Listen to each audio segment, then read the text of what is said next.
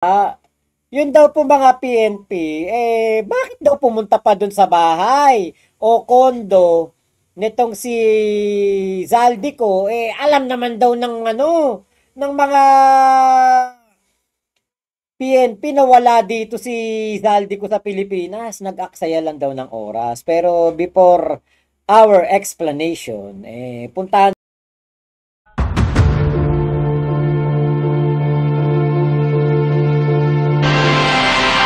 Sinimulan na ng mga otoridad ang pagsisilbi ng arrest warrant ng Sandigan Bayan sa mga dawit sa mga kinurakot na flood control project. Isa sa mga pinuntahan ng mga otoridad ang condominium unit ni dating Congressman Zaldico. Tinutukan niya ni Darlene Cai. Bit-bit ang arrest warrant, pinuntahan ng warrant and subpoena personnel ng Taguig Police ang bahay ni dating Ako Bicol Party List Representative Zaldico sa isang luxury condominium sa Taguig pasado 11 kaninang umaga. Pero wala silang inabutan doon. Sabi raw ng naka-duty na manager ng gusali, wala roon siko at halos isang buwang selyado ang kanyang unit. Patuloy raw ang surveillance at monitoring efforts sa mga pulis para hanapin at arestuhin siko. Kahapon inilabas ng Sandigan Bayan ng mga arrest warrant laban kay Ko at 15 iba pa mula sa DPWH at Sunwest Corporation na pagmamayari ng pamilya ni Ko. Para yan sa mga kasong malversation of public funds through falsification at 2 counts of graft para sa umunoy substandard na 289 peso road dike project sa Nauhan Oriental, Mindoro. Walang piyansa ang kasong malversation of public funds. Kasabay ng warrants, naglabas ng whole departure order ang Sandigan Bayan para sa lahat ng akusado. We released the warrants of arrest kahapon. It was received by the CIDG from the PNP CIDG. So we expect them to serve and implement the warrants of arrest. Now, as ordered, they are mandated to bring the persons of the accused before the court. And then after ng yon, hanggang ngayong hapon, wala pa raw natatanggap na impormasyon ng Sandigan Bayan na may dinampot na ang mga otoridad. we treat these cases like any other case. So ang presence namin this Saturday is with and without pa itong mga flood control cases. Ito talaga yung regular duty namin. Sa isang mensahe sa GMA Integrated News, sinabi ng abogado ni Zaldico na si Attorney Rui Rondain na nagtitiwala silang nasunod ang regular procedure para sa paglalabas ng arrest warrant. Aaksyonan at haharapin daw nila ito. Sinabi kahapon ni Interior Secretary John Vic Remulla na may impormasyon silang nasa Japan si Ko sa nakalipas na mga araw. Sa isa namang pahayag, sinabi ng DILG na kumikilos na sila sa utos ng Pangulo kaugnay sa pag-aaresto sa mga akusado ng mga kasong may kaugnayan sa flood control projects. Inutusan na raw ng DILG ang PNP na ipatupad ang mga arrest warrant nang naaayon sa batas at due process. Para sa Ayun. Naayon sa batas at due process. Alam nyo, napakaswerte nitong mga itong mga taong ito na may warrant of arrest. Kasi kung si PBBM po ay style Duterte, ang ginawang pamumuno, walang due process, walang batas-batas, bunganga ni Digong ang batas, nako sigurado ko tong mga to 6 feet under na to. Baka pinaglalamayan na tong mga to. Kaya lang ang atin pong Pangulong Bongbong Marcos, sinusunod ang due process. Alam niyo po, kahit ano pang sabihin ng mga kababayan nating mga bobong DDS, hindi naman po talaga pwedeng madaliin ang mga pagkakaso kasi nga po mahirap. Baka mamaya itong mga naakusahan na ito at sila po yung mga nademanda, makulong nga pero eventually ay makalaya. Bakit? Dahil sa minadali at dinaan sa expressway ang pagsasampa ng demanda. So, mabuti pa rin po na ang ating pong Pangulong Bongbong Marcos sumusunod sa due process. 'Di ba? Kasi alam niyo po, nung mga nakaraang panahon, ang daming panawagan. Bakit wala pa nakukulong? Bakit gano'n wala pa nakakasuhan? 'Di ba? Minamadali nila si PBBM. Bakit? Kasi ang gusto nila si PBBM magkamali. Dahil kapag nagkamali si PBBM, pwede nila itong kasuhan kapag hindi na si PBBM ang presidente. Yan ang kanilang gustong mangyari. Magkamali si PBBM para eventually, kapag wala na to sa Malacanang, talagang sangkatutak na kaso ang kanilang ibibigay kay PBBM. Pero akala nila si PBBM mahina, akala nila hindi marunong mamuno, akala nila hindi kayang gawin ang gampanin ng isang presidente sa maayos na paraan. Yun ang akala nila. 'Di ba? Kaya po sana mag-like naman po kayo sa ating video. Ayan, palike po ng ating live. Kaya ito, nakita natin si PBBM, 'di ba? Maingat maingat ang ICI, DPWH sa mga investigasyon na ginagawa. Maingat sila sa pagkuha ng mga ebidensya kasi nga po, 'yan ang tama. Yan ang nararapat, maging maingat sa pagkuha ng ebidensya, yung tamang ebidensya lamang, yung tamang ebidensya lamang at hindi po yung mga gawa-gawang ebidensya lamang na katulad noong panahon ni Digong na pinauso na ang mga nakikinabang po ay yung mga kakampi ni Digong. Minadali ang pagkakaso tapos mateteknikal at eventually mababasura yung kaso. 'Di ba? Yan po ang importante sa ginagawa ng ating Pangulong Bongbong Marcos, rule of law ang nananaig. Ngayon po, meron pong mga nambabash sa PNP. Sinasabi, ba't kayo pumunta pa ron? Para saan pa yun? Alam nyo namang wala doon si Saldico. Ngayon, meron pong magaling na paliwanag dyan. Ang atin pong magaling na abogado na pinapanood ko yung mga video nito, ang galing niyang magpaliwanag. Eto po si attorney, panoorin po natin. Kanina, nag-serve ng warrant of arrest ang mga pulis sa BGC condo ni Zaldico. At ang dami agad nag-react, waste of time daw, alam naman daw na wala siya dyan, bakit sinerve pa? Nakakatawa daw ang mga pulis. Pero, tama ang ginawa ng PNP. Kailangan talaga nilang puntahan ng unit kahit obvious na wala si Saldi doon. Bakit? Kapag may warrant of arrest, kailangan i-attempt i-serve ng police sa last known address ng akusado. Legal requirement yan para makapag-submit sila ng return of warrant sa court. Ibig sabihin, kailangan nilang ipakita sa judge na sinubukan nilang hulihin ang akusado sa last known address. Bakit importante ito? Kasi dito magsisimula lahat ng legal actions. Kapag pumunta ang pulis, kumatok at walang Saldico, pwede na lang i-report na the accused is evading arrest. From then on, ang status niya is fugitive from justice. Only then, pwedeng simulan ang mga next move.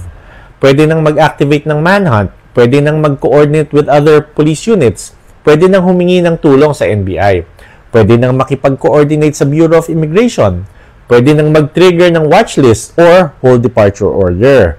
At ang pinaka-critical dito, pwede nang humingi ng extradition sa ibang bansa at pwede nang i-cancel ang passport ni Saldi.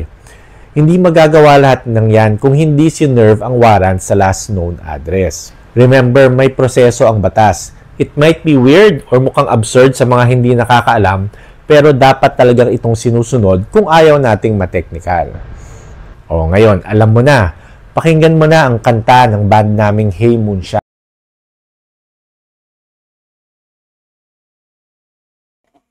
Follow nyo po yan, si Attorney Carlo Ibanez. Hey Moonshine yung kanyang banda. Siyang rockstar attorney.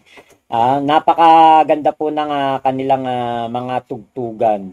Ngayon, ayan, syempre, ako, alam ko na kailangan talagang isilbi yung warrant of arrest ni Saldico sa kanyang mga bahay, sa kanyang mga kondo, kahit na alam po ng PNP na wala doon. Kasi, kailangan po na ma-serve yung warrant. So, kung merong mga tauhan doon, may mga tao doon na nag-a-acknowledge o alam nila na doon nakatira si Saldi Culaong, madali na po ang mga susunod na hakbang. Ang isa sa pinaka-importante na pwedeng gawin po ng ating mga kapulisan, NBI o kung sino mang mga law enforcement ay ang paghingi po ng tulong sa Interpol. At kapag po nakahingi na ng tulong sa Interpol ay hindi na po mahihirapan ng Pilipinas na mag-request ng red notice para itong si Zaldico ay ma-monitor ang kanyang galaw outside the Philippines. Kaya po yan po ay isang napakagandang pagkakataon. Yung iba, syempre, sasabihin, bakit gano'n? Alam niyo naman wala na doon. Bakit sinilbihan niyo pa ng warrant of arrest doon? Kasi nga, yung mga yan, mga bobong DDS, bobo nga eh! Tanga! Mga supporter ni Duterte Dutae, mga tanga, mga bobo. Kaya po, hindi nila alam na gano'n ang ginagawa ng mga kapulisan. Diba? Rule of law, proseso ang kailangan po na manaig. Hindi katulad nung panahon ni Digong. Kapag ikaw tinuro, nako, paglalamayang ka na kinabukasan. Diba? Kaya po wala pong kumbaga bearing yung mga mga ganyan nilang paratang, aksaya lang daw ng panahon. Kasi nga, ano ba naman ang alam niyang mga yan sa due process? Kung yung kanilang sinusundan, na sinusundan at kanila pong, kumbaga kanilang iniidolo, inaanito, ay wala pong due process na pinaniniwalaan. Di ba po? Kaya nga po, katulad niyan, talagang meron naman na pong mga ginagawa talaga ang ating Pangulo. Hindi po siya inutil, hindi siya weak, at talagang siya po ay nagtatrabaho ng maayos. Napakasipag po ng ating Pangulo sa paggawa ng mabuti para sa ating bayan. Hindi po siya tumitigil sa pagtatrabaho. Kung ano po ang kailangang gawin, kung ano po ang kailangang tapusin, yan po ang ginagawa ng ating Pangulo. So, siya po ang nagsimula ng laban na ito kontra po sa korupsyon. Talagang si PBBM po ang magtatapos niyan. Kaya po, dito sa mga nagtatago, harapin nyo na po ang batas. Hindi ito bagyo na pwede nyo lang taguan. Alam ninyo, ang bagyo nga humihinto kahit pa gaano yan kalakas. Yan pa kayang warrant of arrest nyo na 24/7. Talagang, ano po yan? Naka-stand po yung warrant nyo. May mga standing warrant kayo. Maliwanag po ang pahayag ng NBI. Ito po yung pahayag ng NBI. Okay, nako, teka, hindi ko yata na ilagay ito. Okay, meron pahayag ang NBI patungkol diyan . Okay, ito. Ito po 'yon. Statement of NBI OIC Director Attorney Angelito Magno on Zaldico and his co-accused. We urge Zaldico and his co-accused to turn themselves in without delay. A warrant is not a storm you wait out. It is a responsibility you confront. Surrender now while dignity is still a choice and not a consequence. Hiding will not change the evidence, the charge, or the reach of the law. The NBI stands ready to take them into custody safely and lawfully, but we remind them courage is shown not by escape but by facing justice head on. So yan po ang paliwanag ng NBI, yan po ang panawagan ng NBI na dapat na pong sundin ng mga merong warrant of arrest. Maliwanag po ang pahayag ng NBI, panahon na para harapin ni Zaldico ang warrant, hindi ito ingay. Hindi drama, legal process ito na kailangang sundin. Sabi pa ng NBI, mas mabuti ang voluntaryong pagsuko habang may dignidad pa. Handa silang kumuha ng mahinahon at ligtas kung hindi susuko, di ba? Hindi nagbabago ang ebidensya kahit gaano katagal umiwas at tunay na tapang ang pagharap sa kaso. Hindi ang pagtakas at flight is a sign of guilt. May warrant na, sumunod sa proseso at may obligasyon na sinusunod. Mas may respeto ang pagsusuko kaysa patuloy na pagtatago. Kaya po, kung katulad po niyan, may deadline po ang NBI. Kailangan po nilang sumuko sa Monday. Kailangan Monday sumuko na sila. Naka-ready na po ang PNP at NBI para implement ang warrant. Tuloy-tuloy ang operasyon po dahil trabaho nilang ipatupad ang batas. Ang window na ibinigay ng DILG ay para matapos ito ng maayos at tahimik. Simple ang mensahe. Sumuko habang maayos pa ang proseso. Pag Monday lumampas na kayo, full enforcement na. At kahit saan kayo makita ay kakalad ka rin talaga kayo papunta sa kulungan. 'Di ba? Huwag niyo nang pahirapan ang mga sarili ninyo. Kung si Kibulok nga nahuli, si Tebes nga nahuli. Kayo pa kaya? Kayo pa kaya na mga engineer, mga politiko o mga DPWH official, kayo po ay mahihirapan sa pagtatago. Hindi nyo po makakaya ang ginagawa ni Bantag. Si Bantag sanay yan sanay yan sa pagtatago.